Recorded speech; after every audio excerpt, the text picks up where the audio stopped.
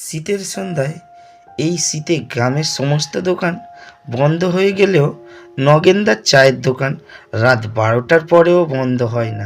নগেনদা, আমাকে একটা কড়া করে চা দাও দেখি। হ্যাঁ নগেনদা, আমাকেও একটা কড়া করে চা দাও, চিনিটাও একটু বেশি দিও। এই নিন বাবুরা চা। আচ্ছা নগেনদা, তোমার সাথে কোনো ভৌতিক ঘটনা ঘটেনি? হ্যাঁ ঘটেছে, কিন্তু গল্প ঠিক না।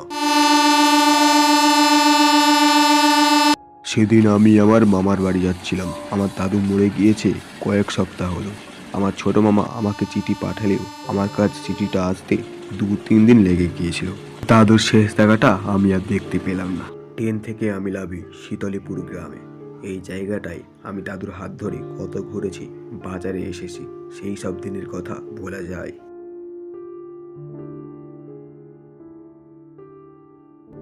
সেদিন আকাশের অবস্থা খুব একটা ভালো ছিল না। যে কোনো সময় বৃষ্টি নামতে পারে। বলতে না বলতেই ঝমঝমিয়ে বৃষ্টি। তাই আমি ছাতাটা খাটিয়ে সামনের দিকে হাঁটা দিলাম। যেতে যেতে পা আমার হঠাৎ থমকে দাঁড়ালো। মাঠের মাঝখানে বিরাট একখানা বড় বকুল গাছ। এই গাছটিকে দেখে আমার ছোটবেলাকার কথা মনে পড়ে গেল। এই গাছটা ছিল একসময় আমার খেলার সাথী। এই গাছে একদিন একটা ঘুড়ি আটকে গিয়েছিল। দাদু তা অনেক কষ্ট করে পেরে এনে দিয়েছিল। খোকা, ভিতরে আয়, বেশি বৃষ্টিতে ভিজিস না, শরীর খারাপ করবে।